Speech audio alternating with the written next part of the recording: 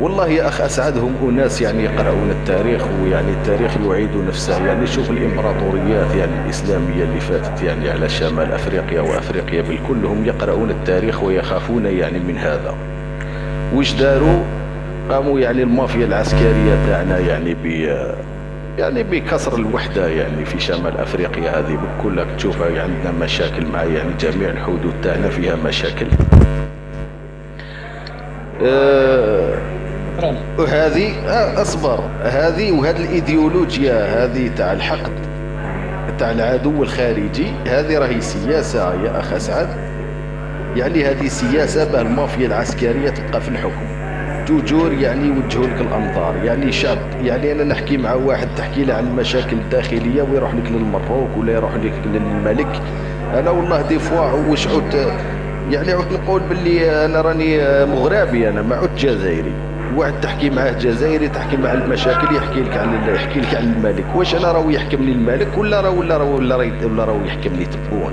يعني هذا سؤال يعني طيب شكرا لك، شكرا لك. لا تفتح الميكروفون يا اخي اللي تحت. اسمع تفضلي.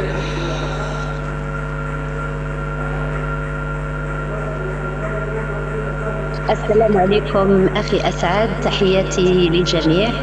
أنا جيت لقيت اللايف بادي فما عارفة شنو هو الموضوع. سمعت بس تبوني اللي قال لك أن الحق يأتي من عند الجزائري والباطل يأتي من عند المغربي. ذكرني بس بعد الجزائر لا تناقش في هذا الموضوع. نعم، خلاص لا تناقش الحق الجزائري والباطل المغربي، وكيف ستقنعيه؟ لا أنا بغيت نقول له شنو قال مقولة علي رضي الله عنه. قال: حين سكت أهل الحق عن الباطل توهم أهل الباطل أنهم على حق. هذا هو الجواب اللي بغيت نجاوبه. فصراحة أخي أسعد، أنا شفت حلقة سهرة خميس مع الخسيس وبغيت أرد عليها إذا سمحتي لي. سهرة خميس مع الخسيس بونيف الرخيص الشيعي الذي طلب من النظام الشيوعي طرد السني في أيام عاشوراء من الشهر المحرم، لأنه قال يكره المغاربة وتعرض للسب وتشويه السمعة لمدة 2 ونسي أنهم سبوا المغاربة ملكا وشعبا وشوهوا سمعتنا وقذفوا محصناتنا منذ 60 سنة ليومنا هذا. اتهم المغاربة بإدخال المخدرات للجزائر، ونسي ابن تبون الذي كان مسجونا بسبب تورطه مع رجل أعمال بإدخال شحنة كوكايين كبيرة للجزائر، ولما أصبح والده رئيسا برأه.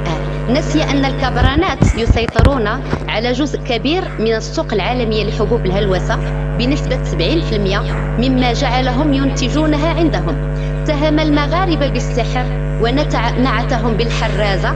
تمنيت لو كنا سحرة أقل شيء نفعله هو نقل بلدهم لأبعد بقعة في الكرة الأرضية لنرتاح من جيرتهم السيئة ومن شرورهم. تذكرت قصة الأعرابية التي وجدت جرو ذئب حديث الولادة منهك من البرد والجوع، فأخذته وآوته وأرضعته من حليب شاة عندها، اعتنت به حتى كبر.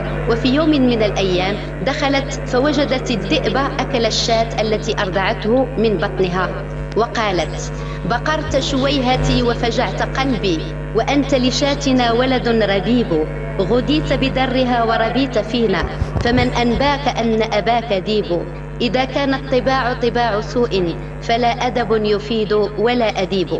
اللئيم إن أكرمته فسيجازي الإحسان بالخيانة والشر، وهذا حالنا مع التبونيين ونظامهم الفاسد المستبد. ساعدهم الملوك المغاربة والشعب المغربي أيام الاستعمار الفرنسي بالمال سلاح، وفروا لهم المسكن. عيدي قصة الشاة والذئب لو سمحتي. الشاة والذئب: بقرت شويهتي وفجعت قلبي. قولي القصة. القصة أعرابية وجدت جرو ذئب صغير منهك من البرد والجوع، فأخذته وآوته. ذئب صغير أيوة. نعم، ذئب صغير ترضعه. نعم، لأن هذا الذئب الصياد قتل أمه فهو رضيع، وجدته كان البرد والجو يعني برد ومسكين ميت من الجوع، فأخذته لبيتها. عندها شاة مربياها هذيك الأعرابية، فأرضعته من حليب الشاة. مرة يوم من الأيام خرجت، لما رجعت كبر، بعدين كبر هذا. كبر، أكل أمه المرضعة. أكل الذي رضعته. نعم، الشاة. فكيف قالت؟